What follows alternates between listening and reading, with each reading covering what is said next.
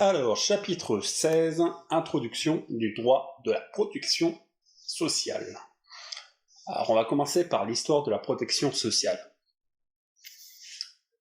Alors, qu'est-ce qui était pris en charge dans l'Ancien Régime? Alors, ce qui était pris en charge concernant les risques sociaux, il y avait différentes sortes de solidarité. Il y avait la solidarité familiale ou villageoise, il y avait la solidarité professionnelle avec les corporations, et les solidarités religieuses. À l'issue de la Révolution, il y a eu une libération du marché du travail et la suppression des corporations. Ça a été mis en place, cette suppression, pour en fait pouvoir intégrer plus facilement certains marchés du travail, certains secteurs. Les premières assurances sociales qui ont été mises en place sont la protection des salariés de l'industrie contre les accidents du travail, en 1898. Cela est né essentiellement à la révolution industrielle. Il y a eu le premier système de retraite pour le secteur industriel et agricole qui a été mis en place en 1910. Il y a eu différentes lois qui ont mis en place les systèmes d'assurance sociale pour l'industrie et le commerce, entre 1928 et 1930. Et il y a eu le système d'indemnisation des charges de famille en 1932. Et là, le tournant, en 1945, il y a eu la mise en place de la sécurité sociale, contre les risques de maladie, les risques de vieillesse, les risques de décès, et pour prendre en charge les charges de maternité. Alors, pourquoi il y a une évolution de la sécurité sociale? Quelles sont les causes? La baisse des offres d'emploi, le vieillissement de la population, le problème de financement de la sécurité sociale et le mouvement de généralisation de la protection à l'ensemble de la population. Alors, quelles sont les dates marquantes concernant l'évolution de la sécurité sociale?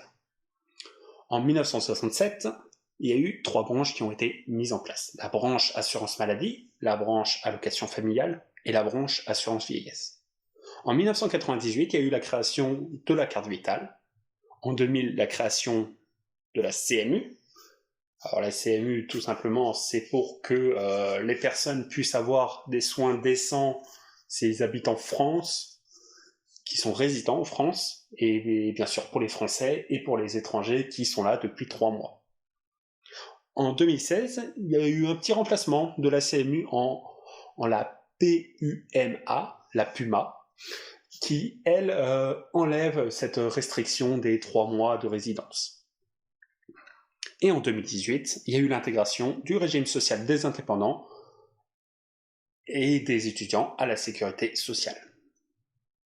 Alors, quels sont les grands principes de la protection sociale? Il y a l'universalité, l'uniformité, l'unité et l'autonomie de gestion. Alors, l'universalité, ça permet de généraliser le système de la protection sociale à toute la France. L'unité, c'est que ça soit sous un seul régime et sur une seule organisation administrative. L'uniformité, ça permet l'uniformité des prestations, que tout le monde ait les mêmes prestations, et l'uniformité des cotisations, c'est-à-dire selon son revenu. L'autonomie de gestion, ça c'est par des représentants des employeurs et des salariés, et c'est autogéré. C'est une structure autogérée, du coup, la protection sociale avec la sécurité sociale. Quelles sont les sources spécifiques au droit de la protection sociale? Alors, il y a les sources internes, qui comprennent la Constitution, les pouvoirs réglementaires et les organismes de sécurité sociale. Alors, la Constitution, on a le préambule de 1946 et l'article 34.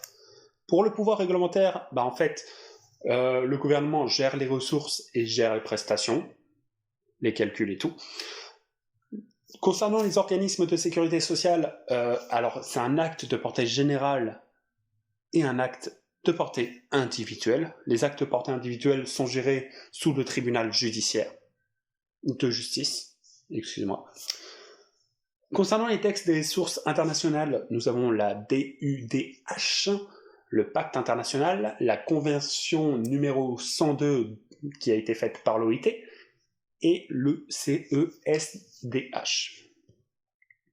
Concernant maintenant les sources du droit de l'Union européenne, il y a la Charte sociale européenne, le Code européen de la sécurité sociale qui a été mis en place en 1964 et le règlement de 1971 qui assure des soins décents pour la totalité des personnes dans les pays de l'UE. Alors maintenant, on va passer à l'étape la plus intéressante, qui est les acteurs principaux de la protection sociale. Alors déjà, il y a deux grands modèles qu'il faut distinguer. Il y a le modèle bismarckien, qui est fait bien sûr par le sociologue Bismarck, et là c'est le financement par cotisation salariale et patronale.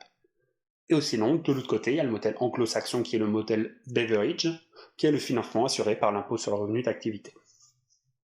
Concernant la hiérarchie de tout ce qui est protection sociale, on a au début la richesse individuelle, les solidarités collectives directes et la charité publique ou privée. Juste au-dessus, nous avons les interventions des pouvoirs publics. Encore au-dessus, nous avons le régime de base obligatoire. Et là, nous passons sur plus de la protection, la sécurité sociale.